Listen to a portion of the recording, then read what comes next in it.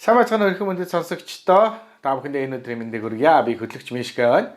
За ингээ хүчрхийллийн хэсэг үндэсний төвтэй хамтран сонсогч та бүхэндээ хүргэдэг энэ хайр гэж юу цуврал подкастын маань ээлжид дугаар та бүхэнд хүрэхэд бэлэн боллоо. Ингээд өнөөдөр манай зочноор хүчрхийллийн хэсэг үндэсний төвийн нийгмийн ажилтан ундрах маань одоо хүрэлцэн ирсэн байгаамаа. За ундрах бид хоёр өнөөдөр та бүхэндээ хүүхдийн талаар одоо илүү төлхөө ярина. За тэгээд муу хүүхэд гэж байдаггүй гэдэг сэдвийн өнөөдөр бид хоёр та бүхэндээ өнөөдрийнхөө цуврал подкастыг хүргэх юм аа. За энэ өдрийн мэндийг хүргье. За та бүхэндээ ч гэсэн өнөөдрийн мэндийг хүргэе. Тэгээд подкастыг маань сонсож байгаа хүн болгонд бас энэ сэдвүүд маань хэрэгтэй те амьдралдаа хэрэгжилж болохоор тийм чухал сэдвүүд байгаа гэдэгт та бүхэн итгэлтэй байгаарай. За тэгэхээр муу хүүхэд гэж байдаггүй гэдэг энэ сэдвийн өнөөдөр ярилцсан шүү дээ.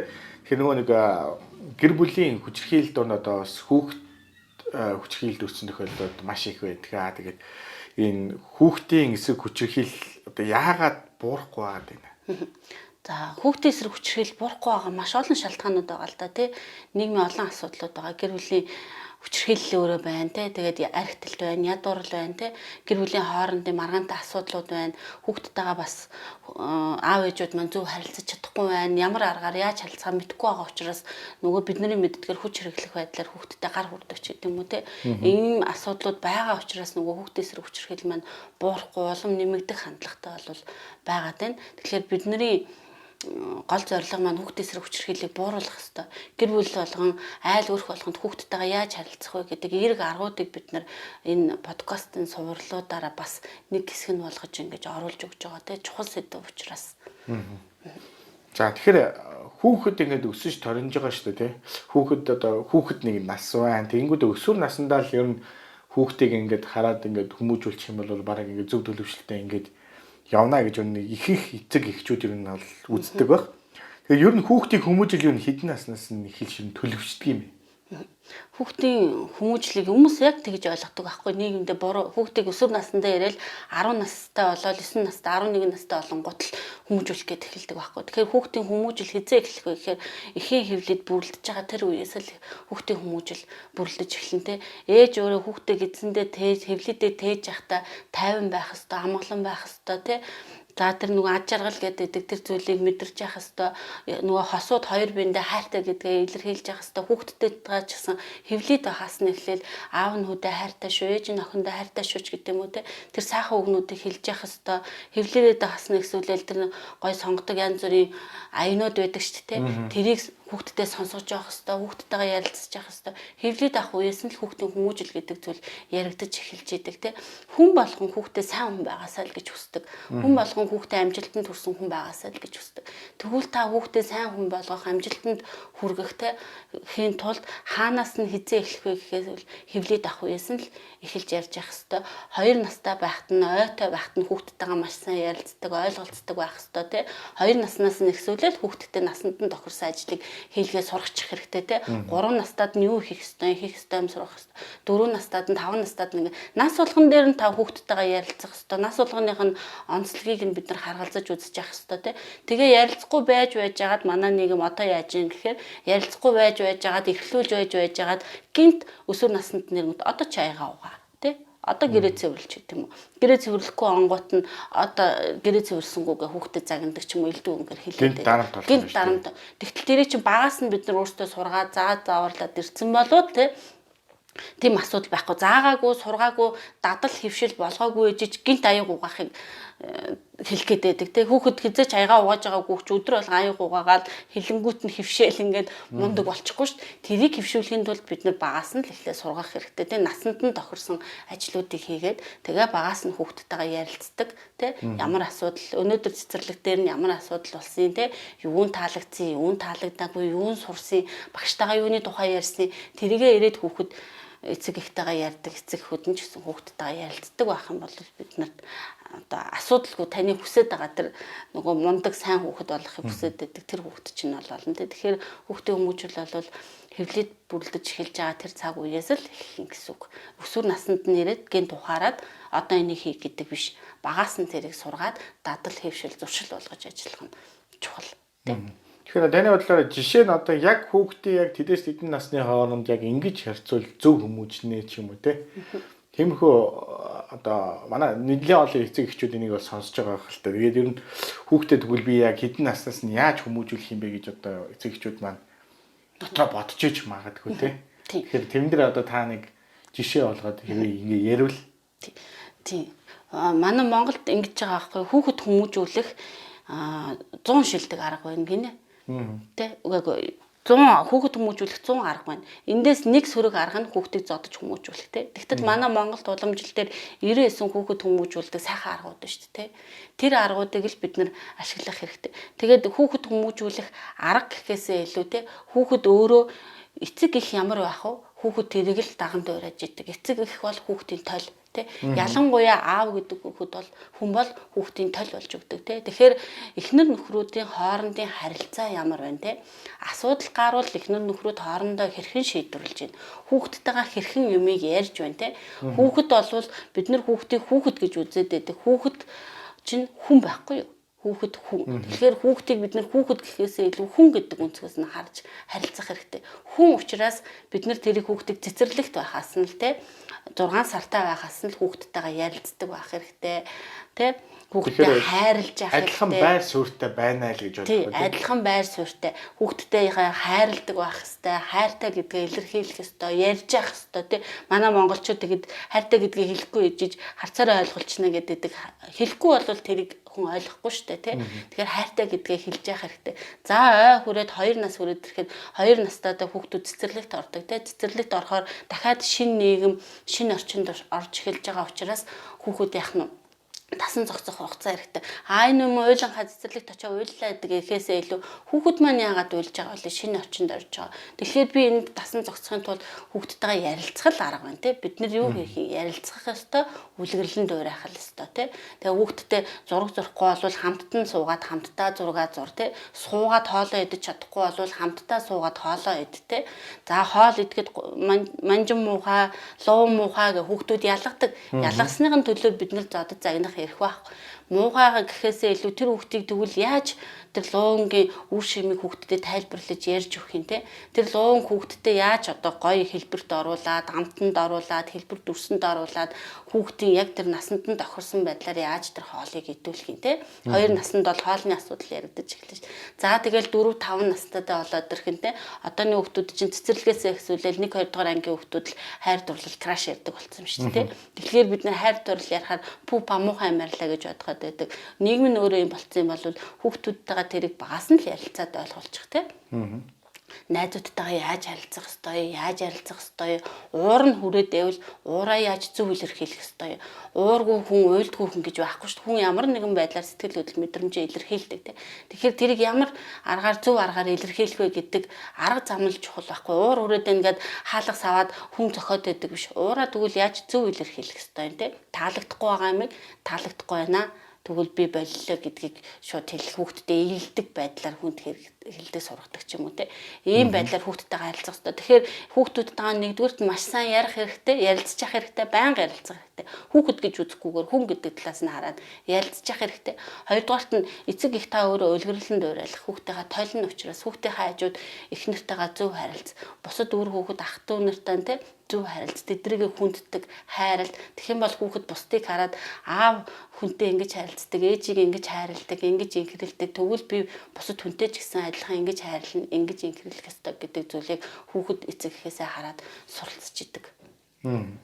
Тэгэхээр гэр бүлийн хүмүүжил гэдэг зүйл маш чухал те. Багш гэхээсээ илүү гэртээ гэр бүлийн харилцаа ямар байна уу гэдэг зүйл чинь хүүхдэд 100% нөлөөлж идэг.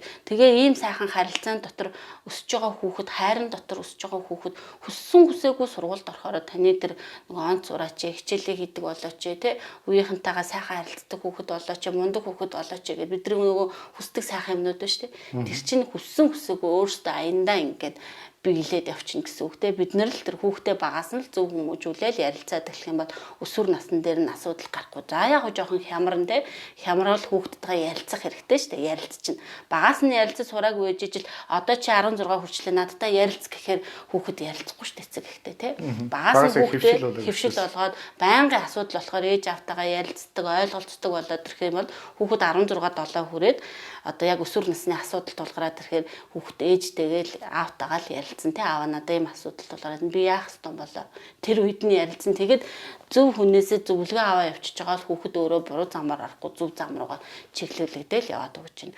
За тэгээд хайрлж гинэ гэхээр хайр гэж юу хэлэх вэ гэхээр бас асуудалтай те. Хайрлж гинэ гингүүтэл чихэр чипс өгөөл хүссэн юмыг авч өгөөлээ тэр өөрөө хайр гэдэг чинь бас асуудалтай те.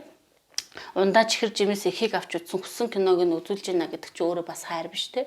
Бид нар хүүхдийг хайрлаж байгаа бол орой эрт унтуулж, өглөө эрт босоо цайг нь уулгач чи зөв эрүүл хооллолтыг нийлүүлж чи те. Наад захын хэрэгцээтэй тэр зүйлүүдээр нь хангаж чи те. Тэгэхээр хайр гэдгийг чинь өөрөө бас яаж зөвөр илэрхийлэх вэ гэдэг чинь бас чухал ахгүй. Хайрлаж гинэ гэд нөө хүснээр нь мөнгө нөгөөл хүссэн нэмийг авч өгөөд ах юм бол хитрхи дур зоргоороо те. Бусдыг хүндэлдэггүй авна гэдэг юм авахаас нааш одоо санаа намрахгүй ингээ уйлаад байдаг тийм хөлтөд болчих. Одоо тэгээ зөрүүдлээд байвал яах вэ?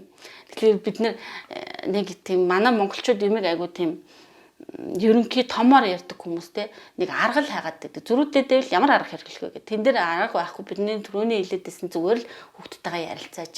Зөв үлгэрлэн дуурайлал үзүүлээч. Энэ чинь л өөрөө таны хүүхдээ хүмүүжүүлэх хүүхдтэйгээ харилцах хамгийн зөв арга чинь энэ байхгүй. Түүнээс зөрүүдлээд байвал одоо сураар оруулах нь ч гэдэг юм уу, зодон ч гэдэг юм уу, айлах нь ч гэдэг юм уу те. Үгүй болвол зөрүүлэхгүй байвал чам чихэр өгье ч гэдэг юм уу те. Номыг чинь авч өгье ч гэдэг юм уу. Ямар нэг юмар барьцаалаад зөрүүг нь болгоно гэдэг чинь өөртөө дандаа буруу арга те. Тэгэхээр тэр хүүхэд зөрүүдлээд байвал нэг шалтгаан байгаа шүү дээ те. Ямар шалтгаан бол бас зөрүүдлээд байгаа. Тэрийг л хүүхдтэйгээ ярилцах хэрэгтэй те. Миний хүүд юунд таалагдахгүй болохоор зөрүүдлээд байгаа юм те.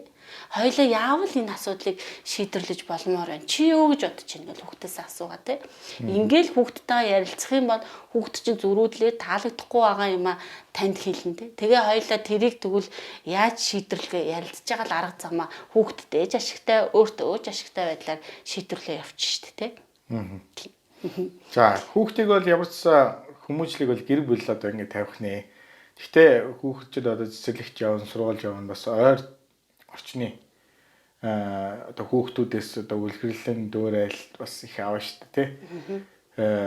Тэний одоо үүд чинь нэг хүүхэд одоо тэнээр чинь өөрийнх нь ижил насны хүүхэд ингээд нэг тоглоом шийддэг ч юм уу эсвэл нэг жоохон юм уур уцаартай байдлыг хараад даган дүүрэх иймэрхүү асуудал гараад байвал яах вэ? Тийм хүүхэд ер нь нийгмийн орчноосоо л маш их зүйлийг сурч идэг. Тэрнээс хамгийн нэг номерт нөлөө үзүүлэх зүйл маань сая бид нар гэр бүл гэдээ ярьчлаа тий. За хоёрдугаар нөлөө үзүүлэгч нь сургууль цэцэрлэг багш гэл нүнүүд байна нөлөө үзүүлнэ тий. Тэгэхээр хүүхэдтэй бид нар сайн ярилцдаг, юу нь зөв буруу вэ гэдгийг хэлээд ойлголцсон болвол үеийн найзууд нь буруу зүйл хийж байгаа бол тэрийг нь хүүхэд маань харин нөгөө хүүхэд маань хэлж өгдөг тий. Ээжээ энэ хүүхэд ингэж энэ буруу юу гэдээ асуухт нь буруу гэд тэрийг нь бид нар эцэг эхт нь хэлдэг юм уу хүүхдэд нас зүгээр хэлээд хүүхдийг баг дээрээс нь юу нь буруу байсан зөв байсан хэлээл ярилцуулах л чухал байхгүй юу те. Тэгэхээр хүүхдийг бид нэр энэ муу зүйл хийсэн муу хүүхэд гингүүтээ насаараа тэр хүүхэд муу биш байж болно шүү дээ. Болохгүй шүү дээ те. Засрын шүү дээ өөрчлөгдөн. Хүн алдаа хийдгүү хүн гэж байхгүй шүү дээ. Алдаа хийн буруу зүйл хийн. Тэр буруу зүйлийг хэн нэгэн хүн хажуугаас нь хэлээд тайлбарлаад ойлгуулад өгчих юм бол хүн ямагт өөрчлөгддөг засарч идэг те. Хизээд ямар ч хүнд хизээд боломжууд байж идэг те. Тэр боломжуудыг л бид нар өгөх гэж ажиллах нь чухал. Тэгэхээр энэ боломжийг өгдөг эерэг зөв харилцаатай олон хүмүүсийг олон хүүхдүүдийг бид нэр зөв эерэг харгаар хүмүүжүүлж харилцах нь чухал агаад байна. Тэгээ хэдүүлээ олон ийм эерэг харилцаатай хүмүүсийг бий болоод ирэхлээр цөөнх нөгөө сөрөг харилцаатай хүмүүс бий болж штэ хүүхдүүд үлдэн штэ. Тэрийг бид нэр яах нь зөв байдлаар л одоо нөлөөллийн үйл ажиллагаа хийх юм уу, даган дуурайд юм уу, уурайлд юм уу те хичээлээ хийхгүй байгаа хүүхдийг үеийнхэн найзууд нь хичээлээ хийхгүй байгааг даган дуурайхаас илүү хичээлээ хийя гэдэг хүүхдүүд нь 3 болчвол тэр 3-ыг хийдгүү нэг хүүхд чинь дагаал өөрчлөгдөд явчих шүү дээ. Тэгэхээр тэр нийгмийг л бүтээхийг бид нэр хүсэж байгаа. Тэр нийгмийг л хүүхдүүдтэй одоо сурталчилж таниулж ойлгох нь чухал байна те гэр бүл хүүхдүүдтэй айл алын дээр.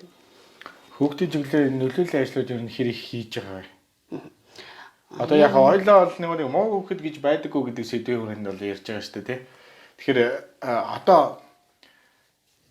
гэр бүлгүй ч юм уу эсвэл нэг хүчирхийл тонд нилээ ингээд өртөөд ингээ явцсан дандаа одоо хүчирхийл харсаар байгаад тэрнээс үлгэр жишээ авцсан одоо хэсэг бүлэг хүүхдүүд бас байж л байгаа бах тий.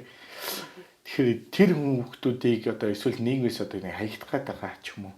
Эсвэл одоо аран гэргүй одоо ингээд гадуур тэнмэл энэ хүүхдүүд рүү чиглэсэн ямар нөлөөллийн ажлууд юу хийдэг юм. Яг олон нөлөөллийн ажлууд байгаа л да. Хүүхдүүд рүү эрг хүмүүжлийн арга гэл цуврал сургалтуудыг тий олон байгууллагууд бас подкаст хэлбэрээр сургалт хэлбэрээр хүргэж байна. Сургуулиудад бас сургуулиудаар цэцэрлэгүүдээр дамжуулаад хүүхдүүдэд бас мэдээлэл өгж байна. Одоо цэцэрлэг дээр ягаал миний биеийн аюулгүй дүрм гээл тий өөрийнхөө аюулгүй байдлыг яаж хамгаалах вэ? За гэр бүлтэйгээ яаж эрг байдлаар харилцах вэ? Найзуудтайгаа яаж харилцах вэ гэл олон яг энэ эрг мэдээллүүдийг сургууль цэцэрлэгүүдээр дамжуулж байна те. За олон төр төрийн бус байгууллагууд төрүүлж байна. Цагдаагийн байгууллагуудаас бас ийм мэдээллүүдийг явж байна те.